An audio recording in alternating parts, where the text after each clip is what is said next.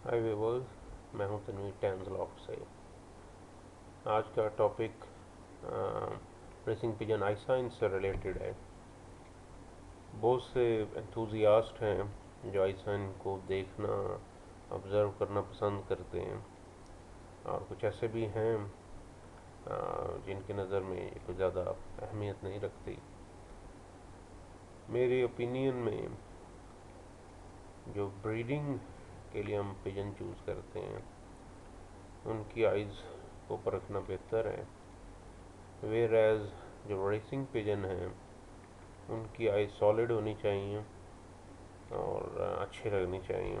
इससे ज़्यादा इसमें रेसिंग पिजन की आइज़ में मेरी नज़र में ज़्यादा इन्वॉल्वमेंट नहीं है। बहरहाल यार की अपनी राय है। आपको जो इक्विपमेंट रिक्वायर्ड है उसको हम कहते हैं मोनोलेंस, और उससे ज़रा मैग्नीफाइंग हो जाता है आपका जो आई सर्कल है, और उसे आप देख सकते हैं। अब नेकेड आई के ज़रिए आपको आई सर्कल देखना काफ़ी मुश्किल या नामुमकिन है। सो आप वो एक परचेज़ कर लीजिए। और आई साइन देखने का जो टाइम है वो दोपहर का वक्त है, जब बिल्कुल सूरज अपने पीक पर होता है। और वो क्यों हम चूज़ करते हैं इसको हम आगे देखते हैं। सो पहला सर्कल जो बिल्कुल बेस सर्कल है इसको हम कहते हैं आयरस, और आयरस के ऊपर ही बाकी तमाम सर्कल ड्रॉ होते हैं।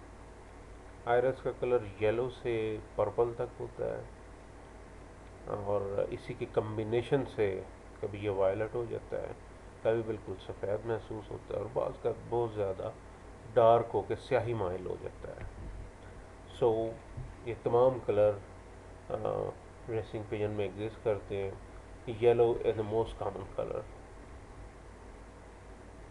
Okay, so next circle is pupil. Pupil perfectly round होना चाहिए, इसमें कोई डेंट वगैरह नहीं होने चाहिए।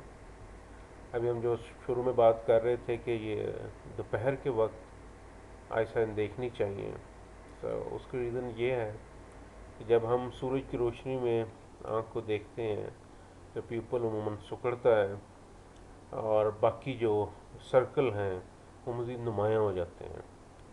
जब वो नुमायाँ होते हैं तो उनकी हम डिटेल्स बहुत अच्छी तरह देख सकते हैं। जो प्यूपल है ये बिल्कुल परफेक्टली राउंड होना चाहिए, और इसमें कोई डेंट वगैरह नहीं होनी चाहिए, ये टेढ़ा नहीं होना चाहिए।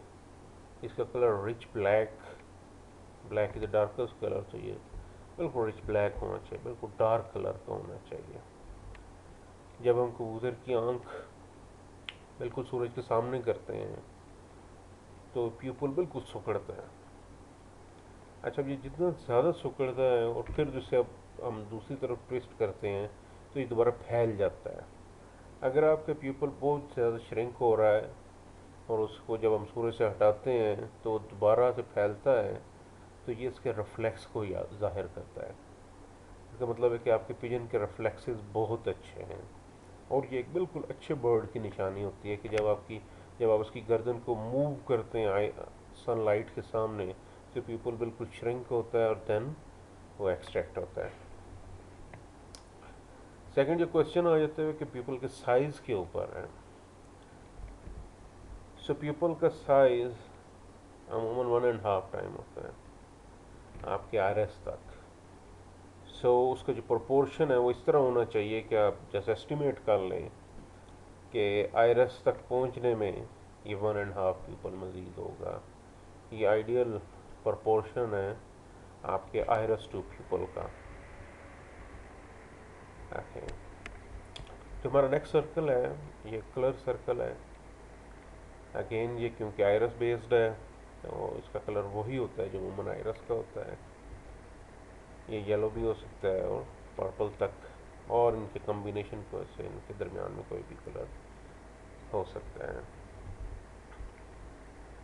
ये नेक्स्ट सर्कल है, हम इसको सर्कल ऑफ कोरिलेशन कहते हैं, और ये बिल्कुल इस तरह होता है जिस तरह पहाड़ी इसके अंदर लगी हुई। ये काफ़ी थिक होता है, बिल्कुल रिच होता है, और इसका जो शेड है अमूमन रेड कलर का भी होता है, आपको बास का ब्राउनिश महसूस होता है, इस तरह का भी नज़र आ रहा है।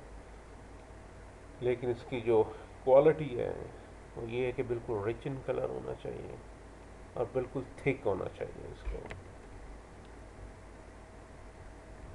अच्छा, कुछ चीज़ें जो ऑब्ज़र्व की गई हैं परफॉर्मर बर्ड्स में, वो ये है कि इनके सर्कल ऑफ कोरिलेशन के अंदर इधर लाइंस होती हैं या उसके अंदर डॉट्स मौजूद होते हैं और वो अपवर्ड डाउन होते हैं, लाइक आयरस से वो सर्कल ऑफ कोरिलेशन की तरफ आ रहे होते हैं। सो ये एक कॉमन फैक्टर है। अगर हम बहुत सारे पिजन की स्टडी को, आइज़ को स्टडी करें तो जिससे हमें ये पता लगता है। एक और कॉमन फैक्टर जो अमूमन परफॉर्मर बर्ड में होता है उसे कहते हैं मून सर्कल, और ये बिल्कुल आयरस के साथ होता है। अगर आप ऑब्ज़र्व करें तो अमूमन जो परफॉर्मर बर्ड्स हैं, इवन हम इंटरनेट के ऊपर बहुत सारी तस्वीरें देखते हैं, अगर हम पीपल को समझें कि ये एक एनालॉग घड़ी है, तो इसके 7 से लेकर 9 तक जो एरिया है अमूमन ये बिल्कुल एक मून की तरह पीपल के साथ से निकल के बाहर आया होता है। अमूमन टॉप परफॉर्मर बर्ड में ये एक कॉमन चीज़ है जो एग्जिस्ट करती है। नेक्स्ट चीज़, आप कलर सर्कल और पीपल के दरमियान डिस्टेंस है, इसके बारे में जो ऑब्जर्वेशन और थ्योरीज एग्जिस्ट करती हैं वो ये है कि आपका पीपल और कलर सर्कल इनमें जितना कम फासला होगा, इसका मतलब ये है कि आपका अगर डिस्टेंस कम होगा, कोरिलेशन सर्कल ज़्यादा बड़ा हो गया,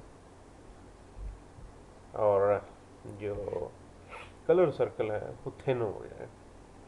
सो आपका जो कलर सर्कल है इसका फासला कम हो जाएगा। ये अमूमन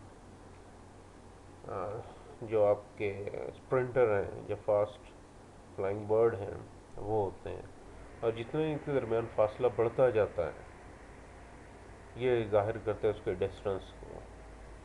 सो जितने भी लॉन्ग डिस्टेंस बर्ड होंगे अगर आप ऑब्जर्व करें, सो कलर सर्कल आप उनके अंदर बिल्कुल ईजीली देख सकते हैं कि काफ़ी रिच होता है और वो एग्जिस्ट करता है इसके दरमियान।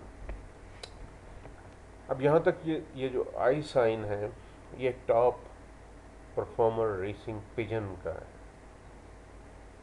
या एक रेसिंग पिजन का हो सकता है, लेकिन ये बर्ड ब्रीडिंग के लिए शायद यूज़ ना हो सके, क्योंकि जब हम कोई भी बर्ड ब्रीडिंग के लिए देखते हैं तो ये ज़रूरी है कि उसके दरमियान आँख के ब्रीडिंग लाइन मौजूद है। सो ये हमारा फाइनल सर्कल है जिसको कहते हैं सर्कल ऑफ अडॉप्शन। ये सर्कल बिल्कुल आपके प्यूपल के साथ होता है और कलर सर्कल के ऊपर होता है। ये बिल्कुल ग्रे कलर का भी हो सकता है, बिल्कुल डार्क कलर का भी हो सकता है, और इसके अंदर आपको काफ़ी ज़्यादा लाइंस नज़र आएंगी, और ये लाइन को हम ब्रीडिंग लाइन कहते हैं।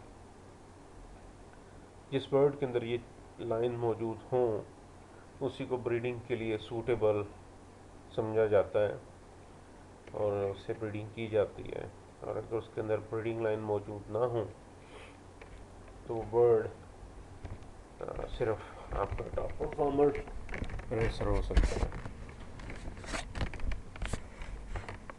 तो ये कुछ डिटेल्स थी आई साइंस से रिलेटेड, होपफुली आपको पसंद आई होंगी। Thanks for watching. This is Tanveer from ट्रांसलॉफ्ट।